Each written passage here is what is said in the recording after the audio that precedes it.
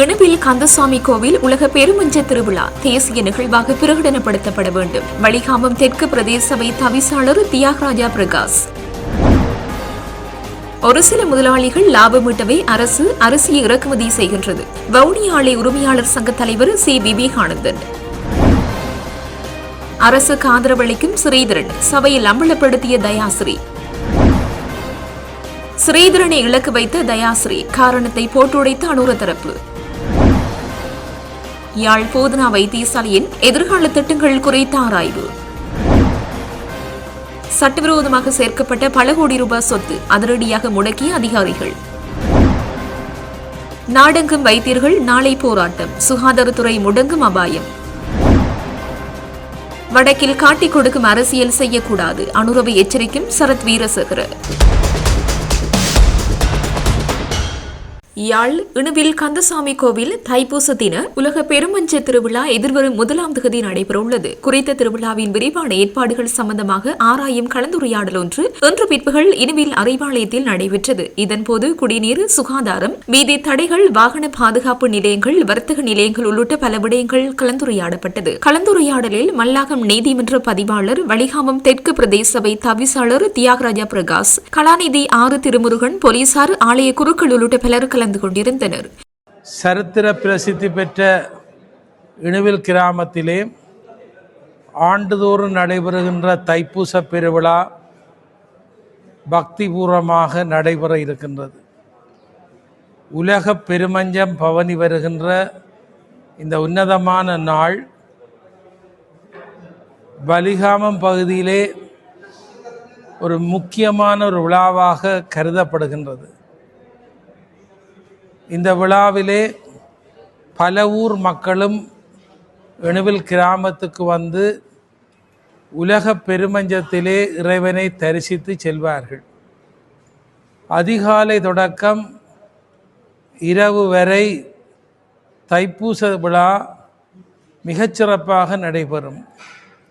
நூற்றாண்டு கண்ட உலக பெருமஞ்சம் வீதிவலம் வருகின்ற காட்சியை காண வேண்டும் என்று பக்தர்கள் காத்திருப்பார்கள். பெரிய சன்னியாசியார் என்கின்ற மகான் எந்தவிதமான நிதி வசதியும் இல்லாத ஒரு சன்னியாசி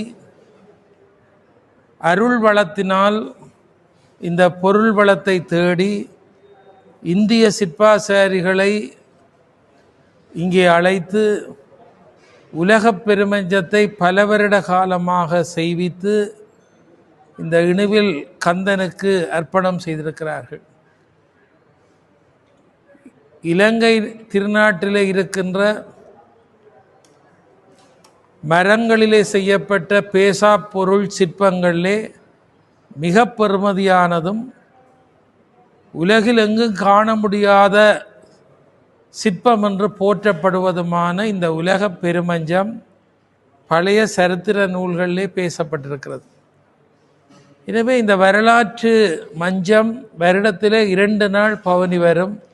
ஆலய மகோற்சவ விழாவிலே ஒரு நாளும் தைப்பூச நன்னாளிலும். இந்த தைப்பூச நன்னாள் காலங்காலமாக பெருவிழாவாக நடைபெற்ற நாள்.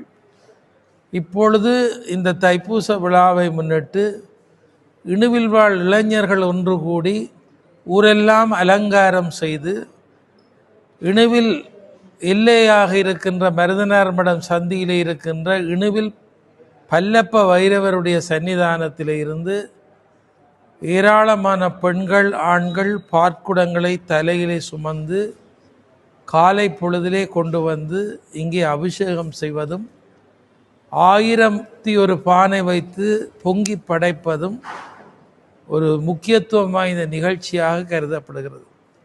எனவே இந்த நிகழ்ச்சி சிறக்க பிரார்த்திப்பதோடு இந்த நிகழ்ச்சிக்கான ஏற்பாடுகளை செய்திருக்கின்ற இன்றைய ஆலய நிர்வாகத்தை வழிநடத்துகின்ற மல்லாகம் மாவட்ட மன்றினுடைய பதிவாளர் மற்றும் ஆலய அறங்காவலர் சபையினர், தொண்டர் சபையினர், மஞ்ச திருவிழா உபயகாரர், ஏனைய பெரியோர்கள் அத்தனை பேருக்கு நன்றி கூறி இந்த விழா சிறக்க வேண்டும். அருவமும் உருவமாகி அனாதியாய் பலவாய் ஒன்றாய் பிரம்மமாய் நின்ற சோதி புலம்போதோர் மேனியாகி கருணைகூர் முகங்களாறும் கரங்கள் 12 கொண்டே உருதிரு முருகன் வந்த ஆங்கு உதித்தனன் உலக முயன்று போற்றப்பட்ட அந்த முருகப்பெருமான் மிகப்பெரிய ஆர்மோ சுவாமியாக இந்த உலக பெருமஞ்சத்திலே பவனி வருவார். இந்த மஞ்சம் இலங்கையில் மட்டுமல்ல, இங்கிலாந்தில் இருக்கின்ற நூதன சாலையிலே கூட இந்த மஞ்சத்திலே கலட்டப்பட்ட சில பாவைகள் அங்கு வைக்கப்பட்டிருக்கிறது. இந்த மஞ்சம் பற்றி பல்கலைக்கழக அறிஞர்கள் தொடக்கம் பலர் ஆய்வு செய்திருக்கிறார்கள். இன்றைக்கு வரை மஞ்ச திருவிழாக்காரருடைய முயற்சினாலே தற்போதும் புனருத்தாரண பணிகள் நடைபெற்றிருக்கிறது. இது ஒரு பாராட்டுக்குரிய விடயம் என்றால் அருஞ்சொத்து. எனவே குடாநாட்டில் இருக்கின்ற அத்தனை குழந்தைகளும் பெற்றோர் கொண்டு வந்து பார்க்க வேண்டிய விழா. இது ஒரு யாழ்ப்பாணத்து மக்களுடைய தமிழர்களுடைய ஒரு தேசிய விழாவாக எதிர்காலத்திலே கொண்டாடப்பட வேண்டிய விழா. எனவே தைப்பொங்கல் தேசிய பொங்கல் விழாவாக செய்தது போல சிங்கப்பூர் மலேசியாவிலே தைப்பூசம் தேசிய விழாவாக கொண்டாடுவது போல யாழ்ப்பாணத்திலே தைப்பூச ரத திருமஞ்ச பவனியை ஒரு தேசிய விழாவாக எதிர்காலத்திலே தமிழர்கள் பிரகடனம் செய்து கொண்டாட வேண்டும் என்று வாழ்த்தி போற்றி எல்லோருக்கும் நல்லாசி கூறி அமைகிறேன். நன்றி, வணக்கம். அரசியலமைப்பு பேரவையில் இருந்து கொண்டு அனூர் அரசின் தீர்மானங்களுக்கு ஆதரவளித்து வரும் இலங்கை தமிழ் அரசு கட்சியின் நாடாளுமன்ற உறுப்பினர் எஸ் ஸ்ரீதரன் அந்த பேரவையிலிருந்து உடனடியாக விலக வேண்டும் என நாடாளுமன்ற உறுப்பினர் தயாஸ்ரீ ஜெயசேகர கடுமையாக சாடியுள்ளார். நாடாளுமன்றத்தில் இன்று இடம்பெற்ற சபை அமர்வில் கலந்து கொண்டு உரையாற்றும் போது இவர் இதனை தெரிவித்தார். இது தொடர்பில் அவர் மேலும் தெரிவித்துள்ளதாவது: சிறுபான்மை கட்சி சார்பாக நாடாளுமன்ற உறுப்பினர் எஸ் ஸ்ரீதரன் அரசியலமைப்பு பேரவையில் அங்கம் வகிக்கின்றார். எனினும் அரசாங்கத்தின் அனைத்து தீர்மானங்களுக்கும் அரசியலமைப்பு பேரவையில் அவர் கைகளை தூக்கி ஆதரவு வழங்குகின்றார். அவர் தவறான நபர்களை பதவியில் நியமிப்பதற்கும் தமது ஆதரவை வழங்கியுள்ளார். தற்போது லஞ்சம் மற்றும் ஊழல் விசாரணை ஆணைக்குழுவின் பணிப்பாளர் நாயகத்தை நியமிப்பதற்கான வாக்கெடுப்பின் போது ஸ்ரீதரன் ஆதரவு வழங்குகிறார். அவர் அதற்கான நியாயப்பாடுகளையும் அறிவிக்கவில்லை. சூரிய மின்சக்தி வேலை திட்டத்திற்கான காணி ஒதுக்கீடு விடயத்துடன் தொடர்புபடுத்தி இடம்பெற்றதாக கூறப்படும் நிதி மோசடி குறித்து தற்போது ஸ்ரீதரன் சாரங்கனுக்கு எதிராக லஞ்சம் மற்றும் ஊழல் ஆணைக்குழுவில் முறைப்பாடு ஒன்று முன்வைக்கப்பட்டுள்ளது. பல குற்றச்சாட்டுகளை முன்வைத்து இலங்கை தமிழ் அரசு கட்சி கூட அவரை அரசியலமைப்பு பேரவையிலிருந்து விலகுமாறு அறிவுறுத்தியுள்ளது. எதிர்க்கட்சிகளின் கோரிக்கைகளின் அடிப்படையில் அந்த பேரவைக்கு நியமிக்கப்பட்ட அவர் அரசாங்கத்தின் தீர்மானங்கள் அனைத்துக்கும் ஆதரவளிக்கின்றார். அது மாத்திரமல்ல, அவருக்கு எதிராக பல குற்றச்சாட்டுகள் உள்ளன. கணக்காய்வாளர் நியமனம், இழப்பீட்டு அலுவலகங்களுக்கான நியமனத்தில் ராணுவ பின்புலம் கொண்ட இருவரது நியமனத்திற்கு ஆதரவளித்தமை உள்ளிட்ட பல குற்றச்சாட்டுகள் உள்ளன. வடக்கு மக்களின் வாக்கில் நாடாளுமன்றம் வந்த அவர் அவர்களுக்கு எதிராக செயற்படுவதை அவதானிக்க முடிகின்றது. எனவே அரசியலமைப்பு பேரவையிலிருந்து ஸ்ரீதரன் உடனடியாக பதவி விலக வேண்டும் என்று அவர் வலியுறுத்தியுள்ளார். தயாஸ்ரீ ஜெயசேகர சிவஞானம் ஸ்ரீதரனுக்கு எதிராக இன்று நாடாளுமன்றத்தில் பேசியது பிரதமர் ஹரிணிக்கு எதிரான பிரேரணைக்கு அவர் கையொப்பமிடாததை நோக்கமாக கொண்டிருக்கலாம் என அமைச்சர் நலிந்த ஜெயதீச தெரிவித்துள்ளார். நாடாளுமன்றத்தில் இன்று நடைபெற்ற புதிய கல்வி மறுசீரமைப்பு தொடர்பான ஒத்திவைப்பு பிரேரணையில் உரையாற்றும் போதே இவ்வாறு கூறியுள்ளார். இதன்போது மேலும் கருத்து தெரிவித்த அவர் தமிழரசு கட்சி மற்றும் முஸ்லிம் காங்கிரஸ் கட்சியின் ஹிஸ்புல்லா எம்பி உட்பட பலர் கையொப்பமிடவில்லை. அன்று எதிர்க்கட்சி தலைவர் சொன்னார், நம்பிக்கையில்லா பிரேரணைக்கு பலர் கையொப்பமிடவில்லை என்று. ஆனால் பிரேரணைக்கு 20 எம்பிக்கள் கையொப்பமிட்டால் போதுமானதாகும். இது தொடர்பில் எதிர்க்கட்சி அலுவலகத்தில் பேச்சுவார்த்தை நடத்தும் போது 20 எம்பிக்களுக்கு மேற்பட்டோர் இருந்தனர். அதிலும் 3 எம்பிக்கள் கையொப்பமிடவில்லை என்றே தோன்றுகிறது. அதனால் நாம் வினயமாக கேட்டுக்கொள்வது, அதை கொண்டு வாருங்கள். சஜித் பிரேமதாஸ் உட்பட சிறு குழுவின் சூழ்ச்சிகளுக்கு அகப்படாமல் தனது மனச்சாட்சிக்குட்பட்டு செயற்பட்ட எதிர்க்கட்சி உறுப்பினர்களுக்கு இன்று என்ன நடந்துள்ளது? இன்று பிரேரணைக்கு கையொப்பமிடாத எம்பிக்களுக்கு எதிராக செயற்பட ஆரம்பித்துள்ளனர். தயாஸ்ரீ ஜெயசேகர எம்பி அரசியலமைப்பு சபையை தொடர்புபடுத்தி சிவஞானம் ஸ்ரீதரன் எம்பிக்கு எதிராக இன்று நாடாளுமன்றத்தில் பேசியது பிரேரணைக்கு கையொப்பமிடாததை நோக்காக கொண்டதாகவே எமக்கு தோன்றுகிறது என குறிப்பிட்டுள்ளார். ஒரு சில முதலாளிகள் லாபமீட்டவே அரசு அரிசியை இறக்குமதி செய்கின்றது என வவுனியா மாவட்ட ஆலை உரிமையாளர் சங்க தலைவர் சி விவேகானந்தன் தெரிவித்தார். இன்று இடம்பெற்ற ஊடக சந்திப்பின் போது இவர் இவ்வாறு தெரிவித்தார். இந்த பெரிய மில்காரர் பொருளாதார நிரம்ப வளமுள்ளாக்கள் வாங்கி குறைஞ்ச விலைக்கு அடுக்கி வச்சுட்டு நெல் உற்பத்தி முடிந்து பற்றாக்குறை மக்களிடம் இருக்கும்போது, நெல்லு பற்றாக்குறை இருக்கும்போது கூடுதல் விலைக்கு அரிசியை விற்கிறார்கள். ஒரு சில மில் புலனறுவை அனுராதபுரத்துக்கு அங்கால உள்ள மில் எல்லாம் இந்த கீரி சம்பாவை 350 ரூபா 375 ரூபா அரிசியை விற்கின.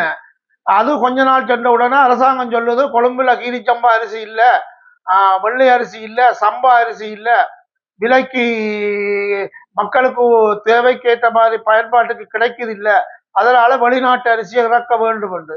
வெளிநாட்டு அரிசியை இறக்குவதன் நோக்கம் ஏதோ முன்னே அரசாங்கம் செய்த பிழையான அடிப்படையில் இறக்குவது போல்தான் எங்களுக்கு தெரிகிறது. விவசாயம் நல்ல முறையில் செய்ய வேண்டும். விவசாயம்தான் எமது நாட்டின் முதுகெலும்பு என்று சொல்லி அரசு சொல்லிக்கொண்டு விவசாயியை முன்னேறுவதற்கு எந்த விதமான வழியையும் இதுவரைக்கும் திறந்து விடவில்லை. விவசாய செய்வதற்கு வேலைக்காரர்களுக்கு சலரி 3500 4000 வரையும் கேட்கிறார்கள். என்ன காரணம் என்றால் வேலை செய்வதற்கு ஆட்கள் இல்லை. விவசாயம் செய்பவர்களுக்கு உரிய லாபம் இல்லாவிட்டால் அவர்கள் விவசாயத்தை செய்ய மாட்டார்கள். இன்றைய காலநிலையில் வடக்கில் கிழக்கில் விவசாய பிள்ளைகள் திருப்பி இந்த விவசாயத்தை செய்யக்கூடிய நிலையில் இல்லை. என்ன காரணம்? உரிய நல்ல விலைக்கு விட்டு லாபம் பெற முடியாத சூழ்நிலையில் அந்த தொழிலை தொடர்ச்சியாக செய்கிறதுக்கு எந்த ஜெனரேஷனும் விரும்பாது. இந்த எல்லாத்தையும் முடக்கி நொறுக்கி வச்சிருக்கிறது இந்த அரசாங்கத்தின் ஒரு நல்ல எண்ணம் இருந்தால் அரசாங்கி இதை சரியா செய்ய வேண்டும், அரசாங்கம் செய்ய வேண்டும். இன்னும் ஒரு பிரச்சனை, ஒரு சாராரின் அரிசி கீரிச்சம்பாவை 380 ரூபா விற்கிற அளவுக்கு விடுறதுக்கு அரசாங்கத்துக்கு என்ன தேவை என்று மக்களுக்கும் விளங்கவில்லை, நுகர்வோர் வாங்குவதற்கும் விளங்கவில்லை. அரளியோட அரிசி இன்றைக்கு 380 ரூபா பில் வருது. காரணம் என்னென்று கேட்டால் அவருடைய அரிசி ஒரு வருடம் அந்த நெல்லை அவர் ஸ்டாக் பண்ணி வச்சு விற்கிறார். அவர்கிட்ட பொருளாதாரம் இருக்குது, அவர் விற்கிறார். அதுக்காக அரசு சொன்ன விலையை அரசிட சொல்ல மீறி ஒரு நாட்டு நல்லெண்ணம் கொண்ட ஜனாதிபதி கஞ்சாவை அளிக்கிறார், குடுவை அளிக்கிறார், கல்லறை பிடிக்கிறார், லஞ்சக்காரனை பிடிக்கிறார், புலியான வழியில சம்பாதிச்சவன் எல்லாரையும் தூக்குறார். எல்லாம் சரியா செய்கிறார். தரமான ஒரு ஜனாதிபதி எங்களோட நாட்டுக்கு கிடைச்சிருக்கிறார் இப்ப. ஆனால் இந்த அரிசி விஷயத்துல மட்டுமே நித்திர தூங்குறாருன்னு எங்களுக்கு விளங்க இல்லை. இதுல ஏதும் பிழை இருக்கா, பிழை நடந்துதான்னு நித்திர தூங்காக்கள் தான் சொல்லணும். நாங்க சொல்ல இயலாது, எங்களுக்கு தெரியாம கதைக்க இயலாதானே. அதால தயவு செய்து இந்த விவசாயி தொடர்ந்து நல்ல நிலையில் வாழ வேண்டும், நல்ல நிலையில் பிரயோசனம் பெற வேண்டுமா இருந்தால் தயவு செய்து அரசாங்கம் உடனடியாக வடக்கு கிழக்கில் இப்ப வெட்டுற நெல்லை கொள்ளனோ செய்யணும். போன வருடம் திருவோக நெல்லை வாங்கி ஸ்டாக் பண்ணி இருக்கணும் ஒரு குறிப்பிட்ட அளவு, கணிசமான அளவு. அதை குற்றுவதாக மில்லர்ஸுக்கு ஒரு பிஎம்பியால மார்க்கெட்டிங் போர்ட்டால எங்களுக்கு ஒரு அறிவிப்பு வந்தது. அந்த அறிவிப்புக்கு நாங்கள் சகலம் அவர்கள் கேட்டதெல்லாம் கொடுத்தோம். இதுவரையும் அந்த நெல்லை குத்தி கொடுக்கவில்லை. காரணம், அந்த நெல் இருந்தால் இப்ப புதிய நெல்லை வாங்கி வைக்க அவர்களுக்கு இடவசதியும் இருக்காது. ஏன் அதை அரசாங்கம் தூர நோக்கையில சிந்திக்கலைன்னு எங்களுக்கு தெரிய இல்லை. என்னும் ஒன்று, அரிசி பற்றாக்குறை எங்கள நாட்டில் இருக்கின்றால் உடனடியாக எங்கள நாட்டில் எவ்வளவு விவசாயம் செய்யப்படுகிறது, அது இந்த உற்பத்தி எவ்வளவு, எங்கள மக்களுக்கு எவ்வளவு தேவை, அந்த தேவை பயன்பாடு முடிய எவ்வளவு எங்களுக்கு பற்றாக்குறையை நாங்கள் இறக்குமதி செய்யணும். 40,000 மெட்ரிக் டன் 2 லட்சம் மெட்ரிக் டன் இறங்குது. இந்த வரைக்கும் வெளிநாட்டு அரிசி 150 ரூபாய்க்கு 250 ரூபாய்க்கு இருக்குது. காரணம், அப்படி 250 ரூபாய்க்கு அது இருந்தால் எங்களோட அரிசி 200 ரூபா தான் விற்கணும். ஆனா அரசாங்கம் 220 ரூபா சாதாரண வெள்ள நாடு சிவப்பு நாட்டுக்கும் வச்சிருக்கு. ஆட்டக்காரி அரிசிக்கு கண்ட்ரோல் இல்லை. அப்படி இல்லையண்டா கீரிச்சம்பாக்கும் கண்ட்ரோல் எடுத்து விடுங்க. யாரும் தண்ட பொருளை தரமா செய்து தரமான விலைக்கு விற்கட்டுக்கும். அதுக்கு ஒரு கண்ட்ரோல்னு ஒரு பூச்சாண்டியை காட்டி ஒரு சில மில்காரர் மட்டும் அதை விற்கிறதுக்கு இடம் திறந்து விட்ட மாதிரி தெரியுது. அவர்கள் சம்பாதித்து கொண்டு போவார்கள். சிறுகை தொழில்காரரும் மற்ற மில்காரரும் வியாபாரம் செய்ய முடியாத ஒரு நிலை. அதொன்று போக ஏழை மக்கள் சாப்பிடுறது வெள்ள நாடு, ஏழை மக்கள் சாப்பிடுறது சிவப்பு கோரா, சிவப்பு பச்சை, வெள்ளை பச்சை. இனி இல்லைன்ற பணக்காரரும் கல்யாணம் காட்சி கொண்டாட்டத்துக்கு தான் இந்த கீரிச்சம்பா தேவை. அது ஒரு அரிசிக்காக இந்தியாவில் இருந்தோ பாகிஸ்தான்ல இருந்தோ எல்லா அரிசியும் இறக்குறீங்க. இறக்குறேன்னு சொன்னா ஒன்று அந்த மினிஸ்டர் ஏதோ ஒரு நன்மை அடையணும். அப்படி இல்லை என்றால் அந்த முதலாளி வர்க்கம் ஏதோ ஒரு நன்மையை காட்டணும். அப்படி இல்லை என்றால் ஒரு சில முதலாளிக்கு இந்த நன்மையை பயன்படுறதுக்கு இந்த அரசு உடன் போற மாதிரி உதவி செய்கிற மாதிரி தான் தெரியுது. இந்த இலங்கையில் உள்ள மக்கள் எல்லாரையும் விட அந்த குறிப்பிட்ட இறக்குமதி தேவை இல்லை. தேவையை கண்டு அதன் சரியான அளவு பிரமாணத்தை மட்டும் அரசு தான் இறக்கணும். தனியார் இறக்கினால் 5 லோட்டு இறக்க சொன்னா 50 லோட்டு இறக்குவார்கள். இது இயற்கை. இதை நிப்பாட்டவே உங்களால இயலாது. இதுதான் முன்னே அரசாங்கம் செய்தது. இந்த நல்லாட்சி செய்த நல்லொரு ஜனாதிபதி இலங்கைக்கு வந்திருக்கிறார் என்று இன்றைக்கு தமிழர், முஸ்லீம், சிங்களவர், பேக்கர் எல்லோரும் நினைத்து வாழக்கூடிய ஒரு ஆரம்பத்தை உருவாக்குற நேரம் அண்டை சாப்பிடுற உணவுப் பொருள் அரிசிக்கு என்ன காரணத்துக்காக இந்த அரசாங்கம் கண்மூடித்தனமா இருக்குதுன்னு எங்களுக்கு விளங்க இல்லை. தயவு செய்து இதுக்கு ஒரு சரியான முடிவெடுத்து வடபகுதியில இருக்கிற நெல், தென் பகுதியில கிழக்கு பகுதியில் இருக்கிற நெல்லை உரிய நேரத்துல விவசாயிட்ட நல்ல விலைக்கு கொள்வனவு செய்து அரிசியின் கட்டுப்பாட்டு விலையை கடைக்காரர்கிட்டையும் மில்ல வாங்கி பாருங்க. எந்த மில்லில நீங்க இந்த அரிசி இந்த விலைக்கு வாங்கியிருக்கா, நீ இந்த விலைக்கு விற்கிற, ஏன் உங்களுக்கு அது செய்ய இயலாது? அரசு ஆபீசர் இருக்கிற கண்ட்ரோல் பிரைஸ் இருக்குது, போலீஸ் இருக்குது, ஆர்மி இருக்குது, சிஐடி இருக்குது, எல்லா பலமும் கொண்ட நாடு. இன்றைக்கு ஜனாதிபதி யாழ்ப்பாணத்தை தனியா நடந்து போறாருன்னா சுதந்திரமான ஒரு நாடுன்றதா அர்த்தம். உலகம் பூரா சொல்லக்கூடிய மாதிரி இருக்குது. ஏன் இந்த அரிசியில மட்டும் சுதந்திரமா இவருக்கு நடக்க முடியலன்னு எங்களுக்கு தெரியல. தயவு செய்து நல்லாட்சி செய்கிற ஜனாதிபதி உங்களை நம்பித்தான் இந்த மக்கள் முழுக்க இருக்கிற, நல்லதையே செய்யுங்க, நல்லதையே எதிர்பார்க்கிறோம். யாழ்ப்பாணம் போதனா வைத்தியசாலையின் தற்போதைய சேவைகள் மற்றும் எதிர்காலத்தில் விரிவுபடுத்த வேண்டிய சேவைகள் தொடர்பான விடயங்கள் நாடாளுமன்ற சுகாதார மேற்பார்வை குழுவின் கூட்டத்தில் நேற்று விரிவாக ஆராயப்பட்டுள்ளன. மேற்படி குழு கூட்டம் வைத்தியர் நிகால் அபயசிங்கவின் தலைமையில் நேற்று நடைபெற்றது. இதில் நாடாளுமன்ற உறுப்பினர்கள், சுகாதார அமைச்சின் செயலாளர் வைத்தியர் அனில் ஜாசிங், சுகாதார சபைகள் பணிப்பாளர் நாயகம் வைத்தியர் அசீல குணவர்த்தன மற்றும் அமைச்சின் உயர் அதிகாரிகள் கலந்து கொண்டனர். இக்கூட்டத்தில் யாழ்ப்பாண போதனா வைத்தியசாலையின் பணிப்பாளர், வைத்திய நிபுணர்கள் மற்றும் யாழ் மருத்துவ பீட குழுவினர் கலந்து கொண்டு வைத்தியசாலையின் தற்போதைய நிலைமை மற்றும் சேவைகள் குறித்து விரிவாக விளக்கியுள்ளார். குறிப்பாக ஆளணி பற்றாக்குறை காரணமாக வைத்தியசாலை எதிர்நோக்கும் சவால்கள் குறித்து கவனம் செலுத்தப்பட்டது. இதற்கு தீர்வாக எதிர்வரும் காலங்களில் தேவையான சுகாதார ஊழியர்களை நியமிப்பதற்கு நடவடிக்கை எடுக்கப்படும் என மேற்பார்வை குழு உறுதியளித்துள்ளது. மேலும் வைத்தியர்கள் மற்றும் தாதியர்கள் உள்ளிட்ட தற்போதைய ஆளணி அதிகரிப்பதற்கான அனுமதியை பெறுவதற்காக விரைவில் மேலதிக கலந்துரையாடல்கள் நடத்தப்பட உள்ளதாக தீர்மானிக்கப்பட்டது. மேலும் இலங்கையில் உள்ள 3 தேசிய வைத்தியசாலை அடுத்ததாக யாழ்ப்பாண போதனா வைத்தியசாலையை 4வது தேசிய வைத்தியசாலையாக தரம் உயர்த்துவது குறித்து தீர்மானமும் எடுக்கப்பட்டது. இதற்காக தேவையான அடிப்படை ஆளணி அதிகரிப்பு மற்றும் சில முக்கிய சேவைகள் விரிவுபடுத்தப்பட்டு தேசிய வைத்தியசாலையாக அறிவிப்பதற்கான நடவடிக்கைகள் மேற்கொள்ளப்பட உள்ளதாக அறிவிக்கப்பட்டது. அத்துடன் வைத்தியசாலையில் நிலவும் இடப்பற்றாக்குறை, புதிய விடுதிகள் அமைப்பது தொடர்பாகவும் கலந்துரையாடப்பட்டது. இதன் ஒரு பகுதியாக புதிய 10 மாடி கட்டட தொகுதி அமைப்பதற்கான ஏற்பாடுகள் தற்போது நடைபெற்று வருகின்றன என தெரிவிக்கப்பட்டுள்ளது. இவரிடத்தில் வைத்தியசாலையின் சேவைகளுக்கான உபகரணங்கள், கொள்வனவு மற்றும் திருத்த பணிகளுக்கான நிதி விடுவிப்பு குறித்தும் விரிவாக கலந்துரையாடப்பட்டமையும் குறிப்பிடத்தக்கது.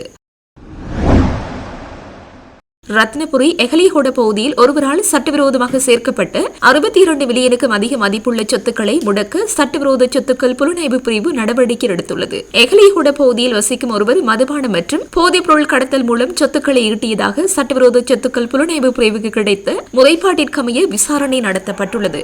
சந்தேக நபர் எகலியகொட ரத்னபுர சாலைக்கு அருகில் பல மில்லியன் ரூபாய் பெறுமதியான 3 காணிகள், அதில் கட்டப்பட்ட நவீன ஒற்றை மாடி வீடு மற்றும் 2 மாடி வீடு கொண்ட நிலம் ஆகியவற்றை சட்டவிரோதமாக பணத்தில் கொள்வனவு செய்யப்பட்டுள்ளமை உறுதி செய்யப்பட்டுள்ளது. இந்த விசாரணை தொடர்பாக மேற்படி சந்தேக நபர் 12/11/2025 அன்றும் 21/12/2025 அன்றும் சட்டவிரோத சொத்துக்கள் விசாரணை பிரிவின் அதிகாரிகளால் கைது செய்யப்பட்டு அவிசாவளை நீதிவான் நீதிமன்றத்தில் முன்னிலைப்படுத்தப்பட்ட பின்னர் பிணையில் விடுவிக்கப்பட்டார். அத்துடன் பணமோசடி தடுப்புச் சட்டத்தின் கீழ் அவரது பேரில் கொள்வனவு செய்யப்பட்ட சொத்தை 7 நாட்களுக்குள் முடக்க நடவடிக்கை எடுக்கப்பட்டது. இதனையடுத்து முன்னெடுக்கப்பட்ட விசாரணையின் போது நேற்று முதல் பணமோசடி தடுப்புச் சட்டத்தின் கீழ் சந்தேக நபரும் அவர் சம்பாதித்த சொத்துக்களை முடக்க உத்தரவு பிறப்பிக்கப்பட்டுள்ளது. நாடு தழுவிய ரீதியில் 48 மணி நேரம் அடையாள வேலைநிறுத்த போராட்டத்தில் ஈடுபட போவதாக அரசாங்க வைத்திய அதிகாரிகள் சங்கம் அறிவித்துள்ளது. குறித்த போராட்டமானது நாளை வெள்ளிக்கிழமை காலை 8 மணி முதல் ஆரம்பமாக உள்ளதாக தெரிவிக்கப்பட்டுள்ளது. இலவச சுகாதார சேவை மற்றும் வைத்தியர்களின் பிரச்சினைகளுக்கான தீர்வு என்பன தொடர்பில் வழங்கப்பட்ட உறுதிமொழிகளை அரசு நிறைவேற்றவில்லை என்பதாலேயே இந்த தொழிற்சங்க நடவடிக்கை முன்னெடுக்கப்பட உள்ளது. எனினும் சிறார் வைத்தியசாலைகள், புற்றுநோயாளர் வைத்தியசாலைகள் எந்த போராட்டம் இடம்பெறாது என்றும் அரசு வைத்திய அதிகாரிகள் சங்கத்தினர் அறிவித்துள்ளனர். சிங்கள பௌத்த வாக்குகளால் பதவிக்கு வந்துவிட்டு வடக்குக்கு சென்று அவர்களை காட்டிக் கொடுக்கும் விதத்தில் ஜனாதிபதி அனுரகுமார திசாநாயக்க செயற்படக்கூடாது என்று ஸ்ரீலங்கா பொதுஜன பெரமுன கட்சியின் சிரேஷ்ட உறுப்பினரான முன்னாள் அமைச்சர் சரத் வீரசேகர தெரிவித்தார். இது தொடர்பில் நேற்றைய தினம் ஊடகங்களிடம் அவர் மேலும் கூறுகையில், ஜனாதிபதி தேர்தலின் போது வடக்கில் 5 மாவட்டங்களிலும் ஜனாதிபதி அனுரகுமார திசாநாயக்க தோல்வியடைந்தார். நாடு முழுவதும் 42% வாக்குகளை அவருக்கு கிடைக்கப்பெற்றன. இதில் பெரும்பாலான விகிதம் சிங்கள பௌத்த வாக்குகளாகும். எனவே சிங்கள பௌத்த வாக்குகளில் பதவிக்கு வந்துவிட்டு வடக்குக்கு சென்று சிங்கள பௌத்த மக்களை காட்டிக் கொடுக்கும் செயலில் ஈடுபடுவது ஏற்புடைய நடவடிக்கை அல்ல. திஸ்ஸ விகாரை என்பது புராதன விகாரை என்பது ஏற்கப்பட்டுள்ளது. இதற்குரிய காணி உரித்தும் உள்ளது. ஜனாதிபதியின் அறிவிப்பானது ஸ்ரீதரன், கஜேந்திரகுமார் போன்ற தரப்புக்கு மேலும் உந்து சக்தியாக அமையும் என்றார்.